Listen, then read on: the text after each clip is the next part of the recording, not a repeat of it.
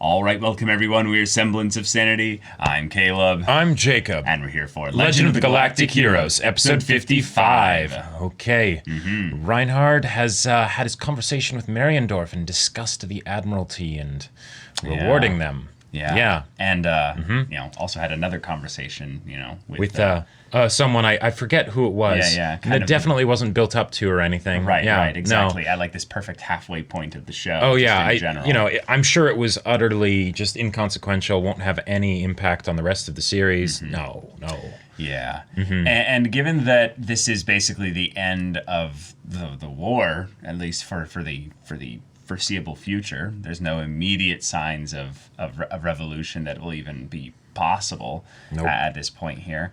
We might have a little bit of peace and quiet for Yang, actually, for the first time in a long time. Wow, yeah. And while, he has been kind of the champion of this specific viewpoint that would lead to a galaxy where Reinhardt's, meritocracy is maybe not needed. Empire thing is it's just it's wrong. It's like it's actively just like going against certain things. So will he actually be able to stay and have a little bit of peace and quiet? That would be nice, wouldn't it? Yeah. If anything, I think that he will end up being more into some kind of a advisor supporting role for the immediate future. And then it's just a question of when can we convince him to step up again. Get back into the game. But Julian is going to Terra. And Julian. The Church of Terra has, devious machinations that are afoot. So we'll have to see how that goes. Julian might end up kicking a hornet's nest. I mean, that's he is kind of the young prodigy of the show now. He is. He is the future of a lot of characters' hopes, and like he is the hope for a lot of characters' futures. And I would say that if he ends up being the new focal point for a lot of the primary conflict, I would be very okay with that. Yeah, that'd be great. Yeah. So, y'all, without further ado, let's get into this. All right, everyone, now be sure to go check out the reaction portion of the video in the description below, then come back here for the discussion.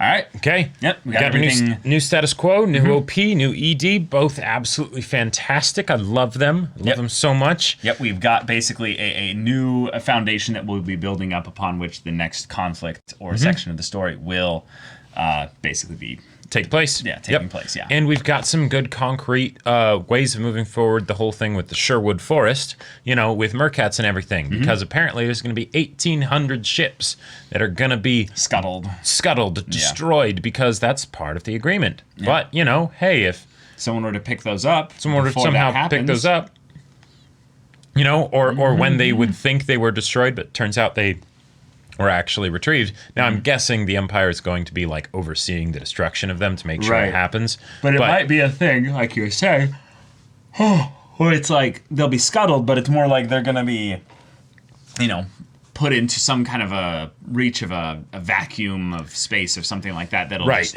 scatter them out. Sent into a star or something like that. It's okay, that's the equivalent incineration that you would need for almost 2,000 to quickly ships. Just destroy 2,000 ships, because they don't have ships to destroy the 2,000 ships. But just because that's the case doesn't mean you couldn't quickly go and land 50 people on each ship really quickly and get them to just apply primary thrusters in a specific way or to tow the ships out, in some ways. And then it's not that you're going to get 1,800 ships, but you might get 900 of the ships, And then you basically then have those that you end up towing out. Regardless, whatever amount you get, considering that you have 60 ships right now, that's a lot. That is quite a lot. Even 10% would be fantastic. Yep. So that'd be a triple increase on your total number of ships. So all right, there's that. That's a way that they can move that forward. I was kind of curious what they were going to do with only 60 ships. I was like, okay, is it going to be hit and run or what? But I think it was primarily just to serve as a base in which they can from there they can get more. Gather resources so that they don't that they can actually be self-sustaining. Sure. Yeah. And now we've gotten the celebrations for both Reinhard and Yang. Yep. Reinhard is Kaiser of the universe, new era, new year system and everything, new calendar, and Yang is married and under constant, obvious surveillance. Yep. Extremely unintelligent surveillance. Like, at that point, you might as well just go up to him and be like, hey, do you want me to get, like, coffee for you, too? Or, like, hi. Right. Yeah. If anything, it would be kind of fun to have a moment where Yang just kind of walks up to them and goes like, so, like, can you give me news about the Alliance and, like, how things are going? Like, yeah. Just to keep it up to me. And they're like, sure. We're not supposed to talk. We're supposed to be undercover and secret, man. It's like... No, I don't think they're... I joke here, but I don't think they're trying to be secretive. No, they want him to know that he's being watched. Yeah, it's the thing of where, just remember, this is what we need to do. I mean, they're Alliance. They're not Empire. Yeah, they don't care about, like, the whole thing of what their jobs, like, details are. It's just that they need to be able to report back to their officials so that they can look good in front of the Empire when they ask, like, what's Yang doing? It's like, well... How many times does he wipe his ass? Yeah, not even that. Just, like, has he left that planet ever? Sure. Who's visited him, Yeah. He has no reason to now that he's married, so he should just stay there, right? So and I like that they brought that up in the build-up to the actual wedding ceremony of, hey, this is actually something that the Empire will want to see. They'll want to see that you're basically setting down roots and doing all the things that we would normally associate just with just regular civilian life. Right. Because then they can go, okay, yeah, he's probably not planning anything crazy. He actually is just retiring like he's always professed to want to do. Yep. And Kazerna basically giving the... kind of the insight into that, but also from the perspective of a married man, just was quite fun as well during the episode as a whole. I loved Julian's comment of like, how did you possibly lead these men, that are all a bunch of traitors and stuff? And it's like, I did. That's the thing. I trained them to be like this. My personality kind of led them to be like this. And they're like, here, well said, Right, like that was excellent. Yeah, I loved it. It's fun because it's reminding us that he didn't lose any of that just because he stopped being a military officer. Right. He's still going to be his own subversive, insubordinate self with regards to systems of, structure that demand that he present himself a specific way. Hence, going to the wedding and stuff, he basically almost... didn't show up on time, and then didn't even show up like actually looking like he wanted to be there with how he's got his dress and stuff set up. And then even when he did end up getting all dudded up and everything, Kazerna's like, wow, looks more like her retainer than actually her groom. And then she's like, shut up. like oof. But hey, friends like these, Exactly. So Konev and everyone headed to Terra though. And getting stopped by inspections along the way. It looks like everything's going to go just fine, but then, they have to make their own stop, with Mercats here. Yeah. And given that Mercats is apparently going to be on his way out, probably health-wise. Sure, because more so than, like, him actually dying in any kind of combat or something like that. Him saying that a young one will need to kind of take his stead in some place. Julian. Yeah, it's not Yang. Yeah. The way his XO kind of goes and mentions Yang, and they kind of have a little bit of a look, Yeah. In other words, Fleet Admiral Yang Wenli, and it's just kind of like, well, they don't say anything. Yeah, and also, Mercats isn't as old as, like, say, Bucock, right? Like that's so that's a thing, but. But for health reasons, he still might not be able to be an officer. It's just not that he's going to die. It's exactly, right. The mental faculties will start to degrade eventually, but 5 or 6 extra years of waiting, it's like that makes sense within the grand scheme of things and everything. Yeah, they don't want to do anything right now. Right. In fact, the best thing that could happen for them is if the galaxy just stayed quiet and peaceful for that time, right? Right. But...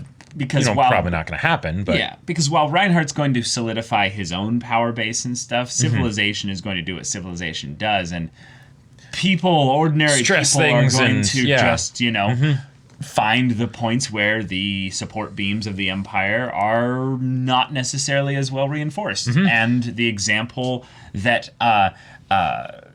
Hilda's father is trying to help orchestrate a meeting between our supreme leader and a potential agent of the Church of Terra. Yeah. In what's his name? Heinrich von Kummel. Von Kummel. There he is. Yep. And I wasn't even thinking of that. I was originally thinking of the lazy inspection that was done because Steinmetz is, rigid, but because, he's rigid, they don't actually do anything about it. They're not listening to him. And then, the only thing they ask is, are there any cute ladies here? Yeah, that's another example of the stress fracture, but this is also a thing of where the previous episode before this set up Heinrich von Kummel to be put into this position, and now Hilda's father is actually the one that's his initial in, so that Mariendorf or Hilda will actually start looking at this, and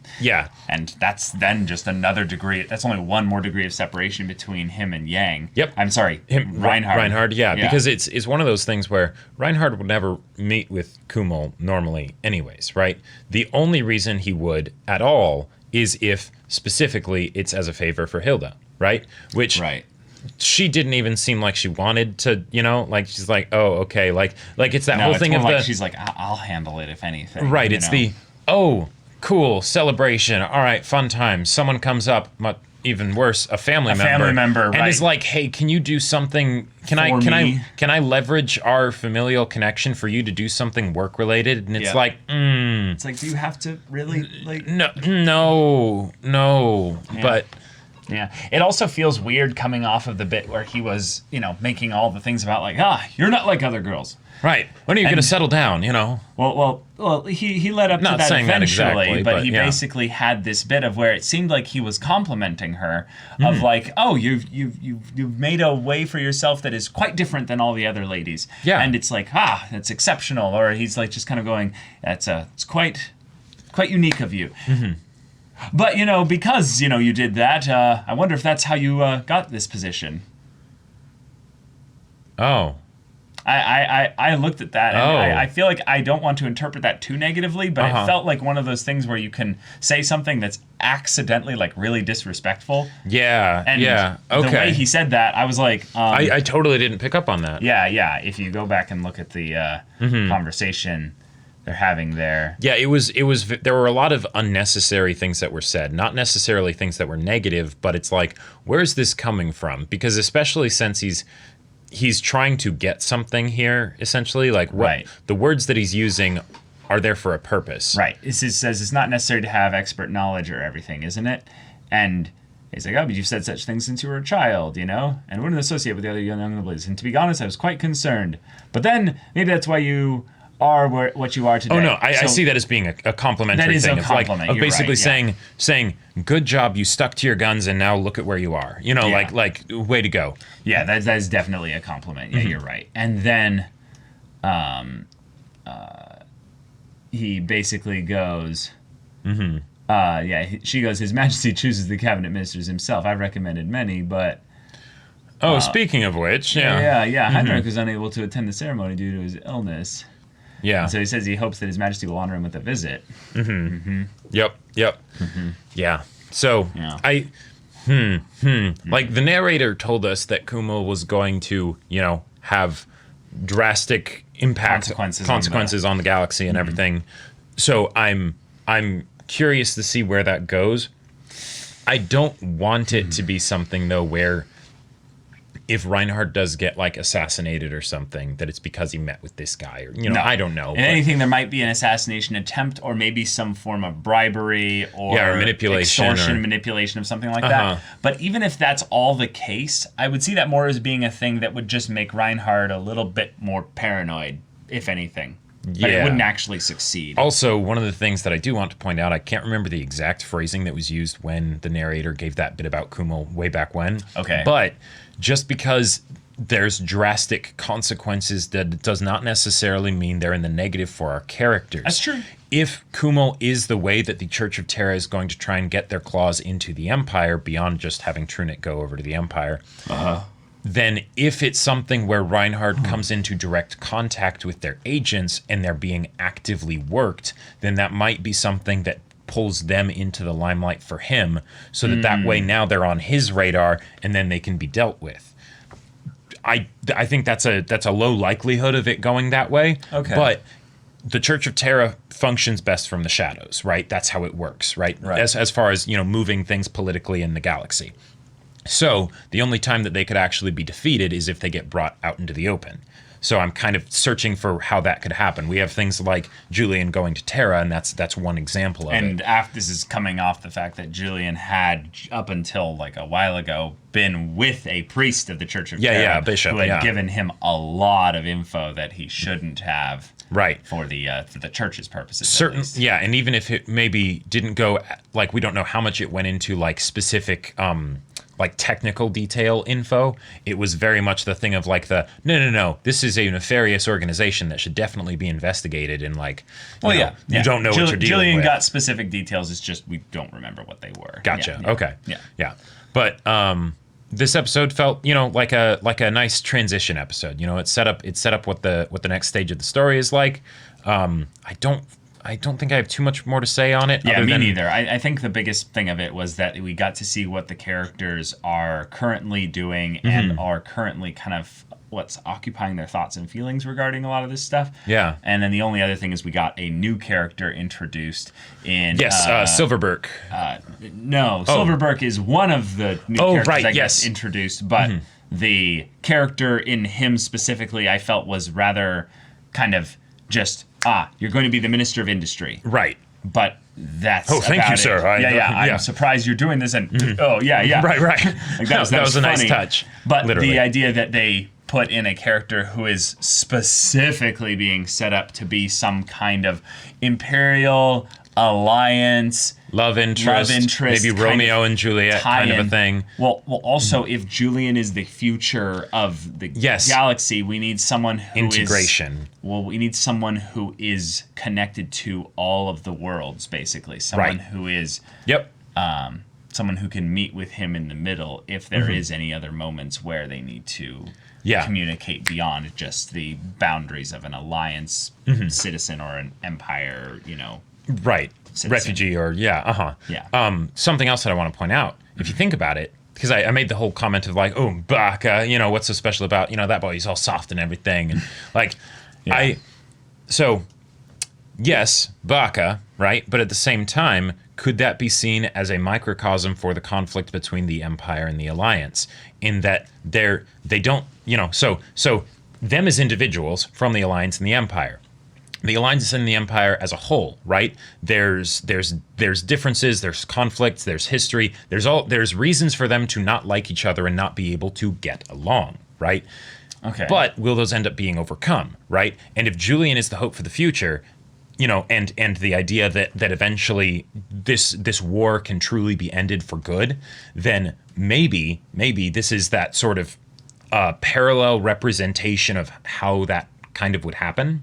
I don't know. But it's just something that seems, and maybe that's just the Romeo and Juliet angle that I'm taking, but I don't really feel the Romeo and Juliet thing yet. Oh, you don't? Okay. No, because none of them were refugees or anything, right? Didn't she? Well, she came here from the. No, I'm meaning Romeo and Juliet weren't. No. But it's the. But she's working with the Alliance specifically. Yes. So she's almost in some ways too Alliance blooded, the way she was like so stiff and just like, I'm on the job, please, I have to go do this stuff here. What's the deal with a soft guy like that? Like, she's a hard ass. Like she's basically like just no love probably for her with the Empire, like specifically. So I don't see them as necessarily being from two different worlds. I was meaning that they both have connections to both worlds, meaning that Julian has been and interacted with a lot of people in the Empire and in Fejon and in the Alliance. He's basically well liked wherever he goes. She's someone that has that potential tie-in to, multiple worlds as well, meaning that she could be important in the broader scale of things when things go more galactic. Right. When I say the Romeo and Juliet thing, I don't mean from the standpoint of the political factions of the Empire and the Alliance, but more of the peoples, right? Because these peoples have been at war for 150 years or whatever, right? It's a very long time, right? They've sent their children to die, by the millions, right? Fighting this other this other people, right? Right. So in order for that to be put aside, there would need to be some kind of, reconciliation. And given the fact that she came from the Empire and left the Empire, that goes to show that she has basically cut off ties with the old regime at the very least, right? But she is still from there, right? So there's that still potential connection. And then maybe if they end up, certainly at the very least interacting and talking and stuff, right. much less if there's any kind of romantic stuff that happens there. Yeah. Then that kind of dynamic conflict could be explored. Yeah. I agree. I guess I just looked at the Romeo and Juliet connection in a too limited sense because of the literal stuff I was taking from how Romeo and Juliet's story goes. It breaks down after a while. Yeah. I certainly hope it doesn't end like Romeo and Juliet did, Right. Right. Yeah. Exactly. Yeah. And I think we both understand the idea that stories at this point needed in a lot of ways just to be a little bit ham-fisted with, okay, we're just going to introduce this character. They are a romantic interest. They're going to do the hair flip and stuff. And it's like, all right, yeah, cool. We got you. And Poplin has been like, I've been telling you all about him. I've been so desperate because there aren't any girls here that I've been being wingman for Julian. Who's not even here. And I don't even know when he's going to be here. I don't know when he's going to be here. I don't know if he'll even potentially be interested, but of course he will be, right? Because she's gorgeous and everything, and, around your age. I love that he almost forgot, too. He was so, waxing about his, this is the way they... Oh, right. Yes. I have someone to introduce you to. You're here. Right. Perfect. I can live vicariously through you. All right. Let's go. Yeah. And then, of course, she's just like, thank you. Yes, I have things I need to do. Bye. Right. And what I think this is the perfect example of is this is basically someone that he talked up too much to her, and she's just like, oh God, okay, disappointing. Fine, yeah. All right, whatever. Okay, there he is. Fine. Wait. He's just a soft boy. Why do I care about soft boys here? What's your deal, Poplin? Come on. One of the things that I do appreciate about this, and this is the last thing I'll say for this episode, is that in this show, the romance that we have seen has usually been very seamless. Like there hasn't been really much conflict surrounding it. The most I would say would be with Frederica and Yang, just because of their own awkwardness and everything. But there was very much the whole idea of okay, just get married already. When is that going to happen? It's going to happen, right? But in this situation, there's actually something where she doesn't like Julian right away. So it's like, okay, how is this going to play out? Because so far, I feel like Legend of the Galactic Heroes hasn't gone too much into the idea of romance. Yeah, I got you. So I got you. I'm curious. Yeah. I don't feel like there's any doubt at all what she's been brought into the story for. She literally was brought in the same episode where his previous crush got married. No, yeah, I am. This is not subtle, Jacob. No, I know. It doesn't have to be subtle to be done in a different way. Yeah, but so far, yeah. The parallels of Hildegard and Greenhill, or Mariendorf and Greenhill, Frederica and them. I keep interchanging their names, and I'm so weird for whatever reason. I keep doing that. They're extremely similar, and I mean to the point of where it's like the character designs are very similar. No, to how their romance developed with the alternate legendary heroes on both sides of the battlefield here. Yep. So I don't expect maybe much at all with the romance angle with regards to Legend of the Galactic Heroes. I would love to have a Romeo and Juliet, but I feel like that is asking way too much just personally. Right, because there are only 2 characters in this massive cast for this show. Right. And it's like, oh, Jacob, this is the first girl we've had introduced in the show that's a new legitimate potential character in a long time. It's been a gigantic sausage fest. I'm just all right. Basically. I get your issues, Poplin. You're like, dude, there's no girls in this show. Do you think there won't be any girls on Terra? Even the Imperial guy came onto the ship inspection just where are the women, man? See, that's the problem, is that the Church of Terra is probably controlling all the political leaders this way. I see. Yeah. Yes. They're probably doing some human trafficking there. Actually, that was one of the things. Dark. That was one of the things that literally they were asking. It's like, hey, do you have this? And then it was like, yeah, those are the things that I think would be asked, if they were worried about military stuff. But then human trafficking, I'm like, oh, good. You're making sure to crack down on that. But then it's like, wait, why ask that unless there've been, just a thought. Just a thought. Yeah, that's kind of random. Went off on a tangent there. Yeah. My bad. But yeah. Mm-hmm. All right. Here we are. New section of the story, new OPs, and Reinhardt, your hair and that OP is fabulous. Does that mean another time skip is happening though? I think so. I don't think those are extensions. Reinhardt would go en natural. No, right. I got you. But I mean, are we going to see the hair grow slowly? I think so. Or are we going to watch the hair just suddenly be bam, time skip 5 years, something's happening now? Yeah. I'll bet that when we get that, our new love interest for Julian and Reinhardt will end up using the same Kreutzer will end up using the same hair lotion. I'm pretty sure. Because you don't just get flowing locks like that by happenstance. No. Yeah, Kata Rose or Karina, whatever you want to choose to say her name like that. But I love that he kind of described her as the second coming of Ivan Konev. Yeah, she might not be as awesome as me, but right.